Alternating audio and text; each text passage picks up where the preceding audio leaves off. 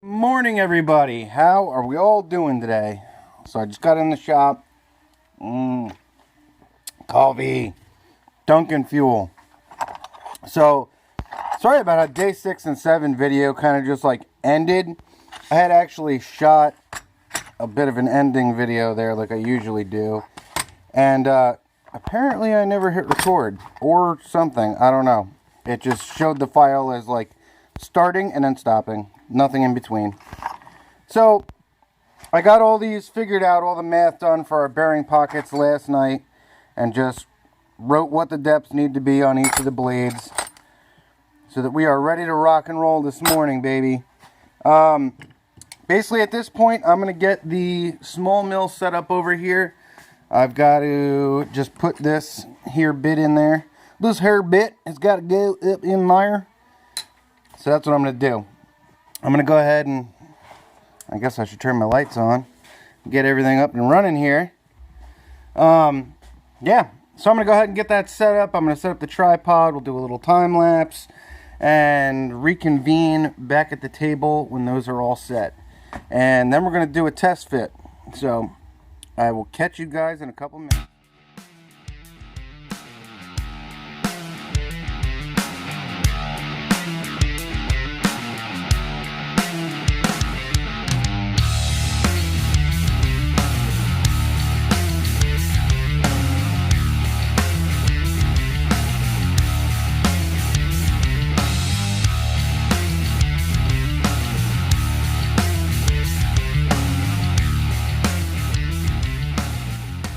Welcome back. So I just got done doing all these bearing pockets, and basically this is what they look like.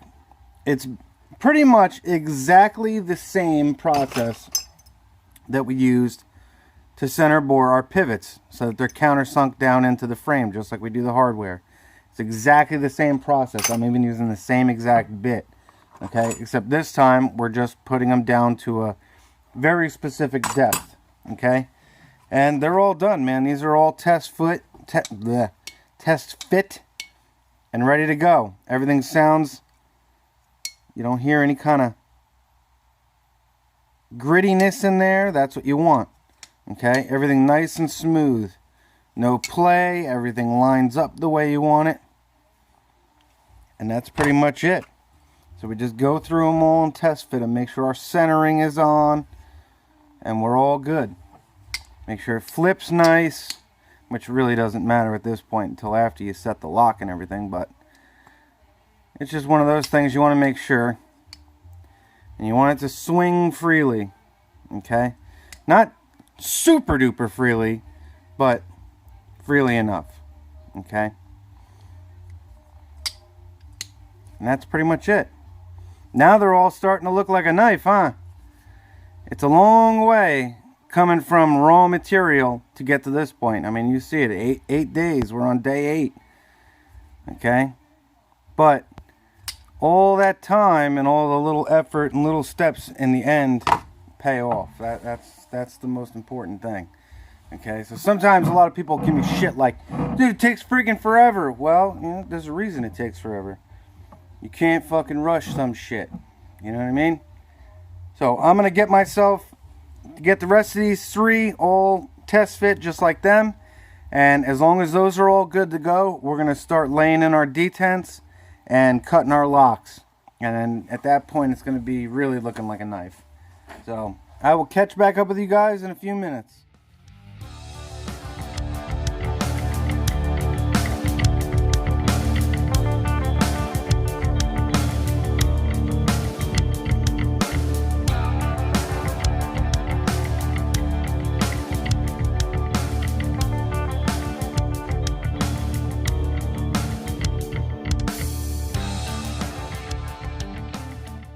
Ladies and gentlemen, welcome back. So I just got done on the mill getting all the reliefs for our lock bars done.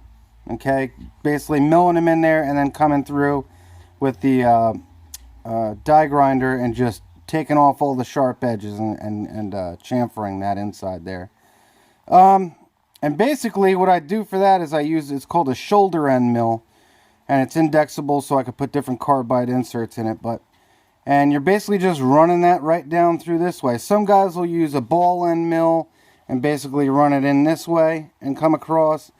Some guys will, there's a million different ways to do it, really. But I choose to do mine with a shoulder end mill and just run them in like that. And it's important to use some type of end mill, whether it be a ball end mill or a shoulder end mill, that this bottom corner, I don't know if this is going to focus on that, but this bottom corners on either side, okay, this thing doesn't want to focus today, need to be radiused, okay? They can't be a straight 90-degree angle coming across the bottom and then up. And the reason for that is it creates a stress point, all right, at that 90, and overuse, it's going to want to crack, all right? So you always want to use either a shoulder end mill or a ball end mill or something that's going to give you a chamfer around that bottom of your bit cut there. And other than that, that's pretty much it. And I take these down, each one kind of varies. Like one like this, I'll bring this down to 60 thou, okay? So my relief here is 60 thou thick, and we all do it differently. Some of us go thinner, some of us go thicker, and I'll go thinner and thicker depending on A, the material I'm using, and B, the length of the lock bar, okay? Because a longer lock bar is going to have more leverage on this lock, okay? For engaging and disengaging and stuff like that. All right, like this one, since it's a much shorter lock bar than this, okay? It's about an inch shorter. I'll take this one down to about 54 thou, which is still quite thick. It's thicker than most people do. Most people are usually around 40, 45, 48, somewhere in there, at least as far as I know. But I like mine a little bit thicker. That's pretty much my sweet spot, is right around 60. Or so my cheap-ass DRO tells me. So the only one that's a little thicker is this one, this dark tie one. Because it's Zircutie and it's got a lot of Zirc in it, this one's kind of an experiment, okay? Because really, according to Nichols, you shouldn't use this for a lock side, because Zirc doesn't have a lot of spring. But I'm experimenting with this one basically to see if it can be done. I don't know if anyone has done it yet, but we're going to damn well try. So I went and I took this one down. It's set at 82 thou, okay, so much thicker. And reason being, I want to check it there. I want to see if a little bit more material in there will give it the spring that it needs. And that's basically it. And I could always come back in and take more off if need be. But once it's off, you can't put it back on. So we're going to see how this works out. If it doesn't work out, well, then I'm just going to cut this lock bar right out, and I'm going to make it into a subframe lock. Okay, which will be a first for me. I've never done one. I've been wanting to do one forever. So this will give me an excellent excuse to do it if it doesn't work out. But I'm pretty confident that it is. I feel pretty good about it. So from here, basically, I'm going to black out my faces again. This way I can make my marks for my face cut. And we'll meet over at the bandsaw and get those face cuts done. And then it's going to be detents.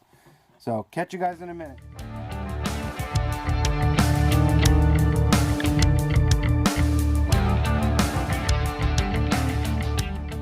Welcome back. So now that I've got all of my lock bars cut, I just basically went, marked them out on this side and just ripped them right down on the bandsaw for all my lock faces. Okay, each one's got it done. Now we're going to start laying in our detents. Okay, and basically when you do your initial designing, you're going to know where that detent needs to be placed. Okay, like if you look on this one, this thing will focus. Don't focus on my finger, focus on that. There we go. There's a little mark right there, okay? And that's where I'm going to drill my hole through to install my detent on the inside, okay? And basically, you've got two bits here. One is slightly bigger than the other, okay? So basically, this bigger one is 093 because I'm using a 093 ceramic detent ball, all right? So what I'm going to do is I'm going to clamp this in the mill in the closed position. And you got to make sure that it's all the way in the closed position where you want it to sit. And I'm going to clamp it just like this. And I'm going to come straight down through where that little mark is, through my handle and all the way through my blade. Okay? Then I'm going to take it, pull the blade off, pull my pivot out, my stop pin out, and I'm going to flip it over to this side, and I'm going to come into that hole with the larger bit, the 093 bit, okay, and I'm going to come down 35 thousandths, which is just less than half of the diameter of my detent ball, okay, because I know that's my sweet spot, so that when I set that ball on that hole and bring it over to the arbor press and press it in, it's going to press it in just slightly shy of halfway. And then I can go ahead and crimp it over. What I do is I'll just take a center punch here, and I'll make a little tick mark, boop, boop, boop, boop, boop, all the way around that ball, so that it crimps right over the side of it. And then I know that that detent ball is captured, and it can't go anywhere from that point. Just like when a jeweler sets a small stone in, he comes in and he crimps right around it, or folds over little tabs. Same principle applies. So I've got all these already set up. All my marks are set up for where my detents need to go. Okay, so I'm going to go ahead and start milling these holes in and getting them set up. I'll probably shoot a time lapse for this, so let me get this going and get this camera all adjusted, and we will meet back up over here once I get the mill all set up. Okay guys, catch you in a minute.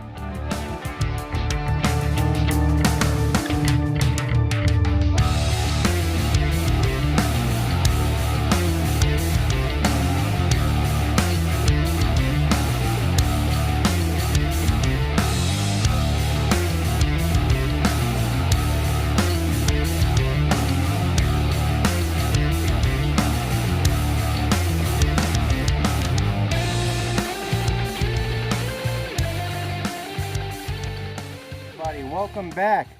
So we got all of our detents are all installed and set up.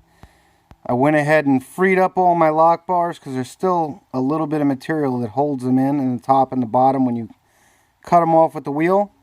And went ahead and set all of them and then torched all of them. So they are all good to go. And even our dark tie one, that Zirco tie one that was our experimental, it worked out just perfect, man. It feels just like any other Moku tie or tie Mascus. All I did was go a little bit thicker. I went 70 thou. So, not much thicker than I normally do. And it's perfect. It's got perfect spring. It springs right back. No issue at all. So that's all it is. Apparently it can be done. Get kind of like a preview of how that pattern is going to look, man. That's going to look so ridiculous.